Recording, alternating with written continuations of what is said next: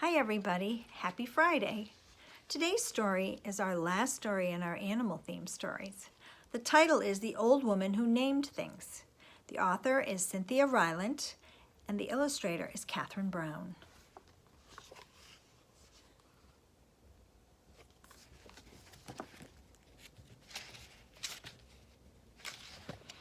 Once there was an old woman who loved to name things. She named her old car Betsy. She named her old chair Fred. She named the old bed that she slept on Roxanne. And she named her old house Franklin. And there's her very cool car, Betsy.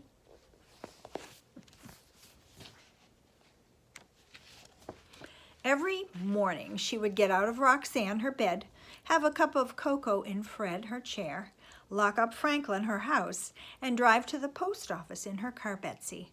She always hoped for a letter from someone, but all she ever got were bills. The reason the old woman never got any letters was because she had outlived all of her friends, every single one. This worried her. She didn't like the idea of being a lonely old woman without any friends, without anyone whom she could call by name. And there she goes. That is one cool car. So she began to name things. She named only the things she knew she could never outlive. Her car, Betsy, had more get up and go than anything around. Her chair, Fred, never sagged a day in his life, and not one creak or moan had she ever heard out of her old bed, Roxanne.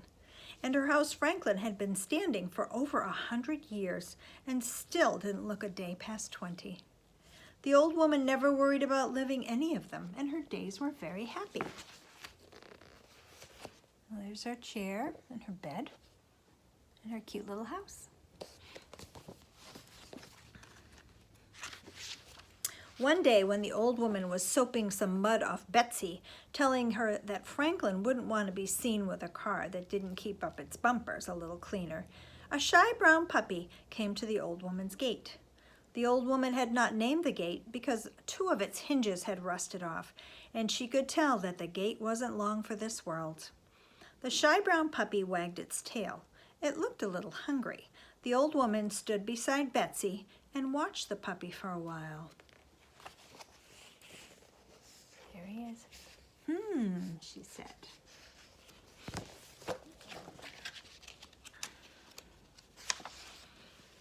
Then she walked into Franklin and got out a piece of ham from her refrigerator and came back outside. The old woman gave the ham to the hungry puppy and told it to go home.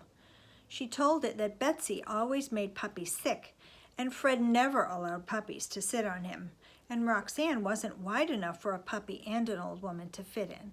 And besides, Franklin could not tolerate dog hair. So the puppy went away. She's giving him some ham, and there he goes. Do you think he'll be back? The next day, the puppy was back. The old woman was sitting in Fred reading a book on everlasting flowers when she saw the puppy through her window. "Go home," she called to the puppy. The puppy wagged its tail when it saw her. "Go home," she called again. But the puppy just kept on wagging. The old woman noticed that it still looked a little hungry, so she went to her refrigerator. She gave the puppy a hunk of cheese and 2 biscuits. And then she told it to go home, and the puppy went away. She sees him out the window. Do you think he'll be back? She's got some good treats for him.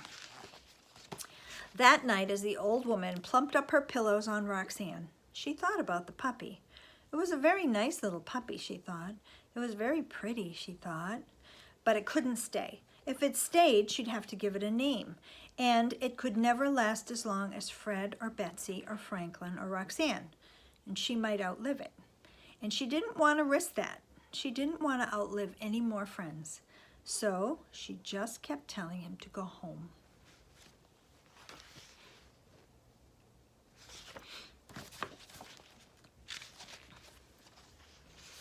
Every day the shy brown puppy came to the woman's gate. Every day she fed it and told it to go home. It always went away, but it always came back the next day. This went on for many months. The puppy got bigger and bigger until soon it wasn't a puppy anymore. It was a dog. And it was still a dog with no name. All this time the old woman had gotten a new dresser that she had named Bill, a new wheelbarrow she named Francine, and a new concrete pig for her garden that she named Bud.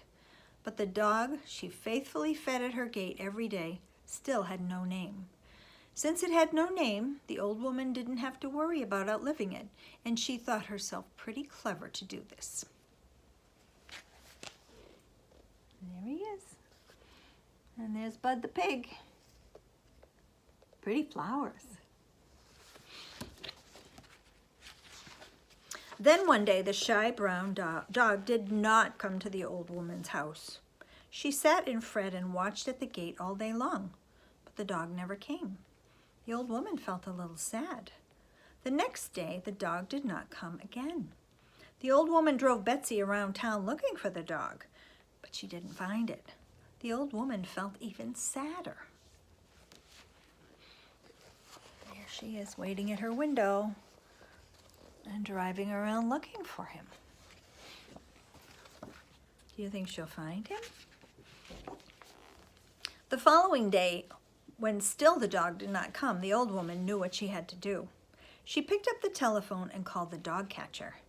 "Have you caught any shy brown dogs?" the old woman asked. "We've got a whole kennel full of shy brown dogs, ma'am," said the dog catcher. "Was yours wearing a collar with his name on it?" "No," said the old woman sadly, and she hung up the telephone.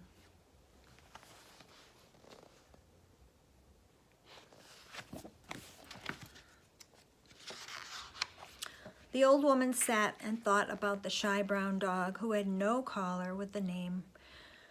Whatever it was, no one would know it was supposed to come to the old woman's gate every day, that she was supposed to feed it and tell it to go home every day, that things were always supposed to be this way.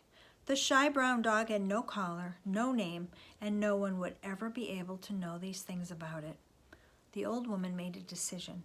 She locked up Franklin, her house, drove Betsy, the car, to her dog catcher's kennel. She said to the dog catcher, "She looks so sad."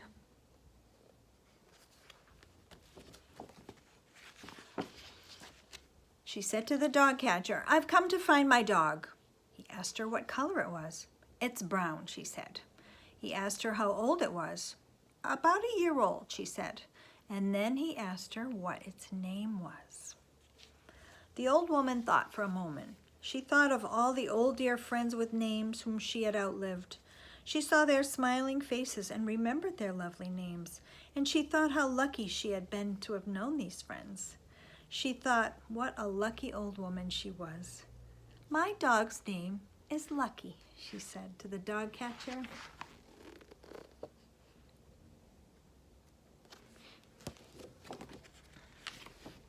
He led her to a big yard full of white dogs and black dogs and brown dogs.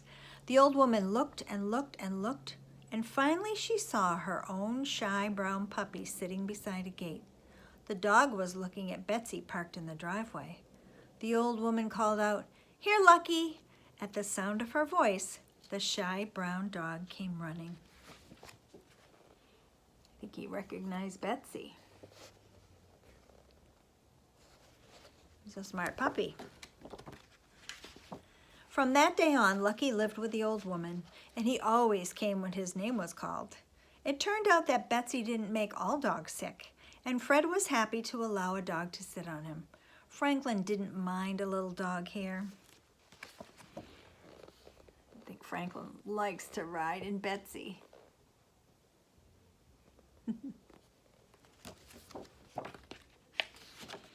And every night, Roxanne was sure to make herself plenty wide enough for a shy brown dog, a lucky dog, and the little old woman who named him. Aww, I love a happy ending. Well, I'm glad you enjoyed all our books about animals this week. I'm happy to see that you're watching our story time every day. I hope you have a wonderful weekend, and I'll be back Monday with a new theme for the week. Take care.